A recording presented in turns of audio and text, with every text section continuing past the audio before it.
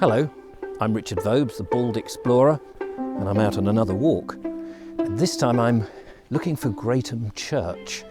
I did a film the other day about Greatham Bridge, which you can obviously check out on the YouTube channel. But I'm in Greatham Road. I'm in West Sussex. Here's Greatham Road, there's the sign. And there's a few little houses here. But what I'm actually looking for is a public path to take me up towards this very rural and isolated church. And I believe it's just ahead of me.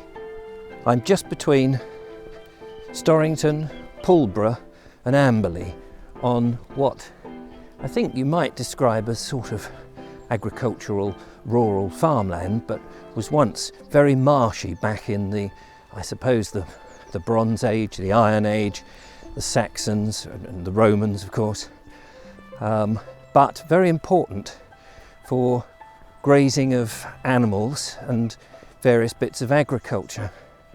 And the church I'm looking for, oh, here we go, is it here? There should be a little pathway, and here it is. Here we go. Oh, there it is. You need to be pretty strong to open this gate. Blimey, that was a bit of an effort. But ahead of me is the church that I'm looking for. I'm glad the ground isn't as boggy as I thought it was going to be. It's actually quite a nice little field, this, which leads up to the church. It's actually set aside from the Greatham Manor House, which is to my left, and now I believe is the farm. A rural church in the middle of nowhere, probably really only serving a small amount of people, and in particular people like the shepherds who would have been here, perhaps charcoal burners at one time, maybe other rural farmsteads, and of course the lord of the manor in this particular area. It's a very charming little church, and I believe it's built of ironstone, which I assume comes from the ground. This area is fairly sandy, loamy sort of sand, but I guess also there was some ironstone. We go over another little stile here.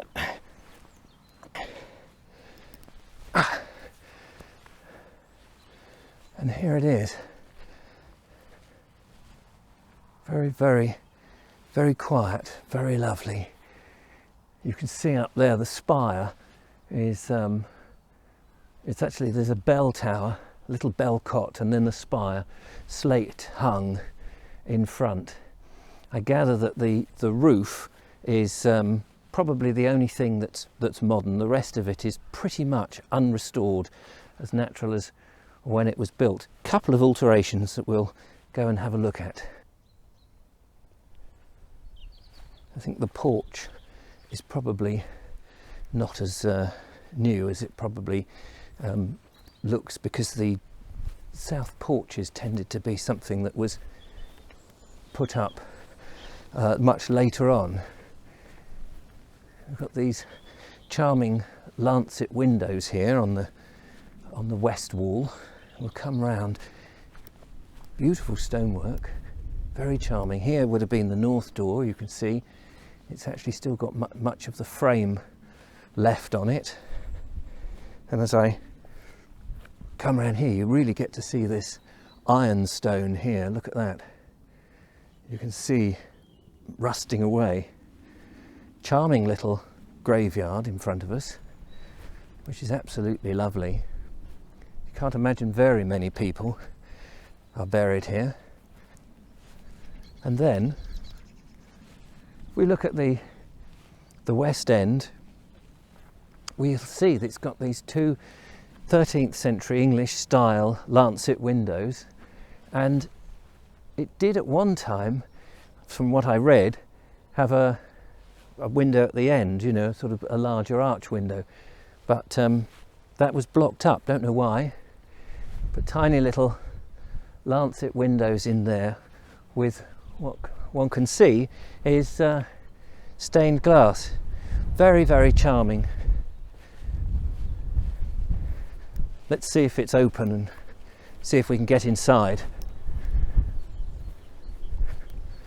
I came here the other day and couldn't get down the lane, couldn't get over to it because of the snow. But let's have a look.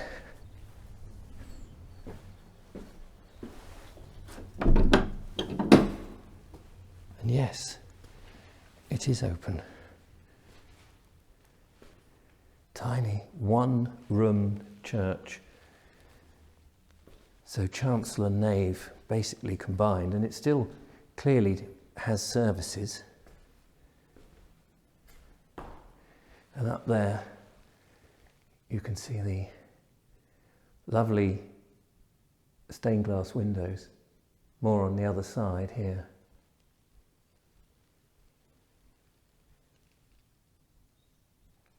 And the walls are whitewashed, just very plain and basic.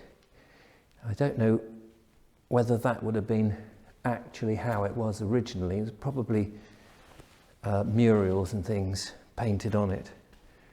And here, someone's left a copy of the Wild Brooks magazine, which serves the parish of Amberley, Northstoke, Parham, Wiganholt and Greatham. Pound. You can tell this is still in use because down here there are a few little gas fires, and then here, I don't want to pull them, but if I did, that would ring the church bells. Absolutely amazing.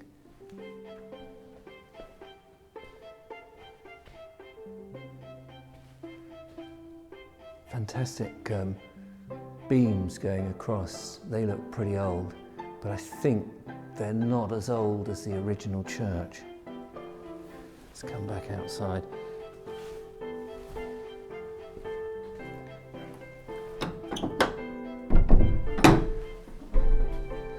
And somewhere buried in the church, and I'm not quite sure where, obviously, because I haven't been here before, but somewhere here are the graves of 5 soldiers who sadly lost their lives in a battle over Greatham Bridge during the English Civil War. I think they were hastily buried here as a result, but I don't know which ones. But there we are. A charming church in a, I keep saying the word charming, but that's the only way you can describe it, in a beautiful rural landscape, isolated now from anywhere, and I guess visited by people like me and perhaps the small congregation that goes here. And just over here you can see the manor house is behind here, I think, and one of their rather beautiful walled gardens beyond. Fantastic. Well, I've enjoyed my little trip, my little walk here. Join me again on the next time I go exploring. But until then, thanks for watching and goodbye.